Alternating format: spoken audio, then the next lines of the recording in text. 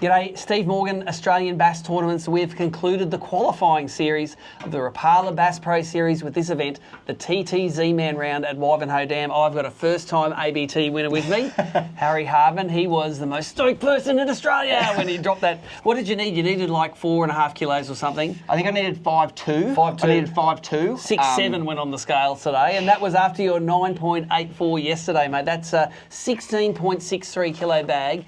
Couple of kilos heavier than the Somerset winning weight. Mate, there's big uns in here. It was a pretty unreal feeling.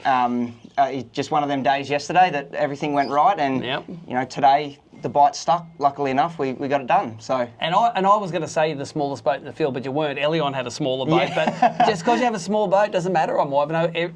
You were the fastest 6 knots out there. Absolutely, absolutely. And it was very nice and calm the whole weekend. Now, take us through your tournament pre-fish day. I busted you catching a fish like half an hour into the day. You're like, it's a yellow belly. That was on the spot you won on. Was that really a yellow belly? It actually was a yellow belly. It was a first cast of pre-fish was a 57 yellow. Wow, giant. I was pretty happy with that. I went, oh, that's if I wasn't in a bass comp, I'd be stoked with that. But that is what it is. So actually, where I caught that was maybe 100 metres down onto another flat, off another ridge, and then I sort of pushed back down towards Logan's a little bit. So the area you fished was at the mouth of Hammond Cove. It's a popular launching area. There's only about 3 places I think you can launch to get onto Wivenhoe: Billy's, Logan's, and Hammond. Correct. And from what I know of the spot, it looks like a big flat which has got a little creek running through the middle of it, and they love the creek edges. Exactly right. Yeah. So there's a big creek that runs out of that bay that Hammond's in. It runs out, and then on either side of it, there's a big flat. I narrowed it down to just a little ledge that came off the back of the flat.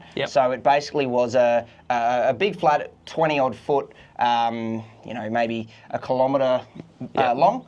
And then off one corner of it, it drops down from 20 to 30, and then progressively slopes to 35. So it wasn't a steep edge; it was a gradual edge. It was, yes. So in pre-fish, I went right up the back. I went way past the pump station. I caught a few fish on jerkbaits, so 67 squirrels, and actually got some on 79 squirrels as well. That was my plan coming back. I came back down the lake at about 12 o'clock.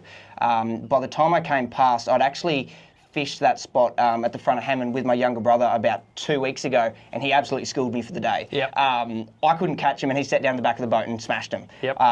Not big ones, but it sort of gave me a good indication of there was fish holding there, and there was a lot of fish there. When I came back, I basically seen straight away on the sounder the fish were up off the bottom, they were active, and they looked like really good sized fish. As soon as I dropped the active target in the water, you could see the size of them, and it was just, oh my God, wow. One long line over them on pre-fish day. I caught a 2.5 kilo fish and went, that's enough. That'll do me.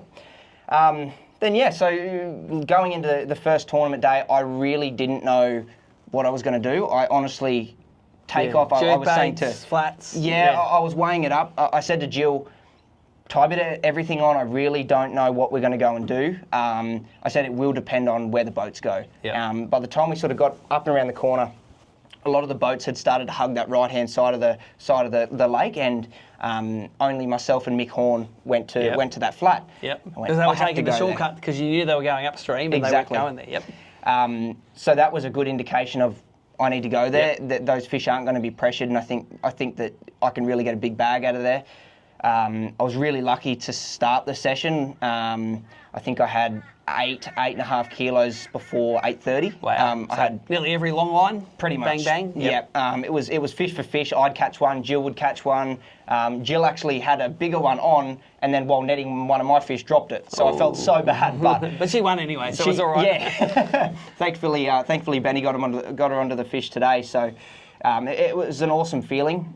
We both had the best day on the boat. Take us through your long lining gear. So this is a Millerod Crank Freak AU, 8 foot, sort of medium heavy, and then that's the only lure I threw all weekend. That's an IK 800. That was getting down to sort of 35 to 37 feet if I really tried. That's Toray Super Strong F4. Wow, real light, is it? Real fine. PE1. So you need that thin line to get it really deep. And it needs to be braid. A lot of people fish it with straight through fluoro, but I find you can't get it deep enough. And you doesn't can't cut the water enough. No, and you can't actually work the lure enough. So using that braid and that thin braid, it really allows me to use the action of the rod to get the right action out of the lure. Today it was actually a little bit weird. All of my fish yesterday came basically halfway back to the boat, or if not the whole way out. My first 4 fish this morning came under the boat. Really? Just as it changed? As soon as it started to come up, and I'd give it a twitch, and as soon as I'd sort of twitch it, it'd get eaten. So I only caught 5 fish today. 3 of those came in the first 3 or 4 long lines, and then it was a real grind. Yes. As soon as that sun got up and it started to get warm, they just shut down, and it got really hard. But fortunately, was able to get it done and get those last 2 in the bag. I heard that your office was very stoked that you won. They said they're all watching it back in the office, and there was cheers going up when you were fist pumping.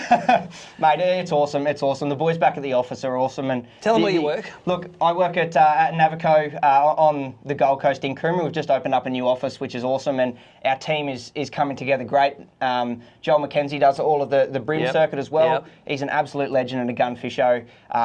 Kai, Wayne, Joey Allen, D-Rod, all the boys are so supportive, and without them, I wouldn't, one, have the technology on my boat and the ability to use the technology on there to catch these fish, but also, you know, I came back to camp last night and I was stressing. I was proper stressing, going, oh my God, I've got to go out and catch them tomorrow. And they sorted you out? Mate, 10-minute conversation with Joel and I was right. So, nice. The support from the boys back at the office is unreal. And yeah, we're building something really good there. So I'm awesome. Super proud to be a part of it. I've got a job for you to do. You've got to take that winner's trophy and you've got to put it on your desk and you say, hey, Joey Allen, how many of these have you won? Do that and say, Morgan made me do that one.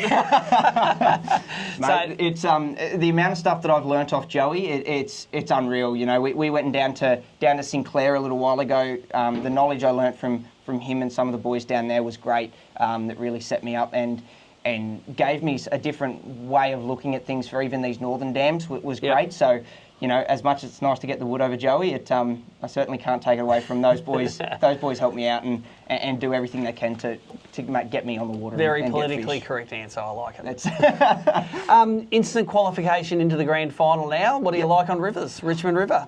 Well, I've fished 2 river comps, one on the Clarence, one on the Richmond. I think I got 3rd on the Richmond and I won the Clarence. Nice. So I'm not overly confident on them, but I'm certainly willing to go down there and give it a go. There you go. 1 in 30 chance of a fantastic Alloy Craft Mercury boat package. Absolutely. So you are in now. In like Flynn, get yourself ready. Couple of months time. Absolutely. So here you go. Congratulations. Thanks, first buddy. time winner. Anyone else you want to shout out to? Massive thank you to everyone that's messaged me the last 2 days, 3 days. The boys at Your Outdoor Experience, Simon and Glyn, helped me out heaps.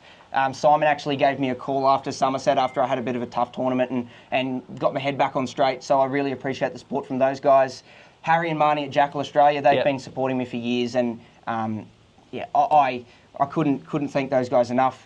Obviously, my family out at Hardman Outdoors in Moree. The 3 generations of ABT anglers in that family, yes. It's a special feeling, and you know, to have the backing of you know, a store like that really are willing to help me. I've got a new rooftop tent on the top of my ute, a Camp Boss, which Grandma and Pop sorted out for me for my birthday at the end of the year. So the ease that made for my weekend was great. Pop it up and go to sleep. Absolutely. So good to see old Gary still got what it takes to keep the anglers coming. He does, mate. He came up to the territory with us in April and fished really well. So it's awesome to have that support. Obviously yourselves for running a fantastic tournament. It's awesome. Lawrence as well, obviously those guys, like I said earlier, the team we've got there is fantastic. And obviously Baden Sparrow at Kitech. He came up today. And it was awesome to see him here. And obviously the whole Kitech team did amazing. And it's like I say, the support that I get from those guys and those select companies is unbelievable. So I can't thank everyone enough for the support and how much it means to me to finally get the win and get it done is unbelievable. So every single person that sent me a message in the last couple of days, including that one there, exactly right. I can't thank you all enough. yeah, Awesome. awesome to get it done. I'll start returning phone calls. There you go. Yeah, you will drive home and have the high five moment. So congratulations, That's mate. it. We will see you at the grand final. Thank you so much. See you there.